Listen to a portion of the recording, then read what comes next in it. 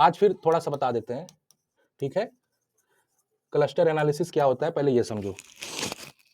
तो cluster analysis का मतलब होता है देयर आर मेनी वेरिएबल्स, है ना।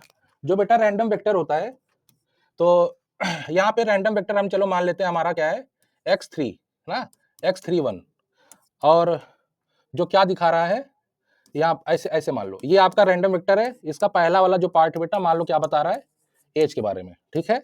दूसरा किसके बारे में बता रहा है, मान लो इनकम के बारे में, है ना। और तीसरा किसके बारे में बता रहा है,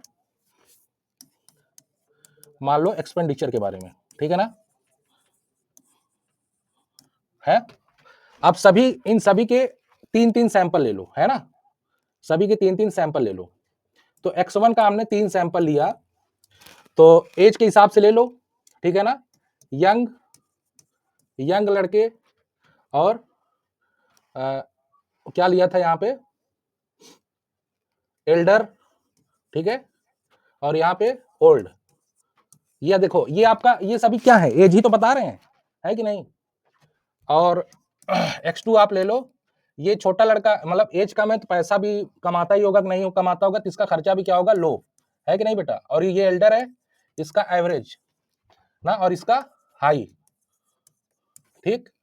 और जिस जिस तरह से जो कमाते हैं उसी हिसाब से खर्च भी करते हैं ना लोग, तो इनका लेस खर्च रहेगा और इनका मॉडरेट खर्च रहेगा, ठीक है, और इनका ज्यादा रहेगा ना, तो लार्ज लिख देते हैं। तो देखो हर x1 का 3-3 सैंपल ले लिया ना। तो क्लस्टर का मतलब क्या होता है समझो। यहां पे अब हम क्या बनाने जा रहे हैं, x1 x2 x3, ये cluster first, cluster second, cluster third, ठीक है। अब यहां पे x1 की जगह हम लिख दें यंग,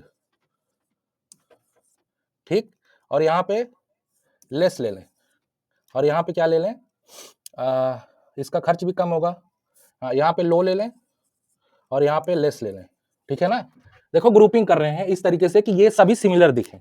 और यहाँ पे ले लेते हैं एल्डर, यहाँ पे एल्डर, और यहाँ पे एवरेज इनका इनकम और मॉडरेट खर्च, है ना। यहाँ पे ओल्ड, भाई बुढ़े आदमी प्रॉपर्टी वगैरह ज्यादा बना लेते हैं तो इनका जो है बढ़ जाता है सब कुछ, है ना। यहाँ पे हाई इनकी इनकम और इनका लार्ज इनका खर्च। तो देखो इस क्लस्टर में देखो जितने वेरिएबल है, हर क्लस्टर में जो वेरिएबल आपको दिख रहा होगा, देखो ये आपका वेक्टर ही है ना। तो ये सारे जो आप देख रहे हो ना वेरिएबल के वैल्यू देख रहे हो, इनके बीच में आपस में वो दिख रहा होगा, एक सिमिलैरिटी दिख रही होगी, दिख रही कि नहीं बताओ। हाँ बच्चों, सिमिलैरिटी दिख रही ना। ये लो इसी के लिए, इसी का ये है ना पार्ट, और लेस इसी का पार्ट है यंग वाले का, और मॉडरेट और एवरेज ये एल्डर वाले का, और लार्ज और हाई ओल्ड, ये इसी ग्रुप में आ गए क्लस्टर में, है ना। आप इनको चाहे जैसे लिखो, लेकिन आप इस तरीके से बना दिए तो बता आपने बना लिया क्या, क्लस्टर। क्लियर है ये पहले बताओ। तो अब इसी में आपको डिस्टेंस हमको बताना है और सिमिलैरिटी मैट्रिक्स, है ना।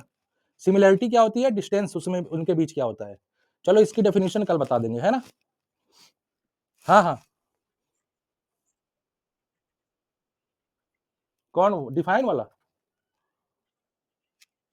आज चलो ठीक है, मैं जो है अच्छे से बना के डेफिनेशन लिख के ग्रुप में सेंड कर दूंगा ना। चलो ठीक।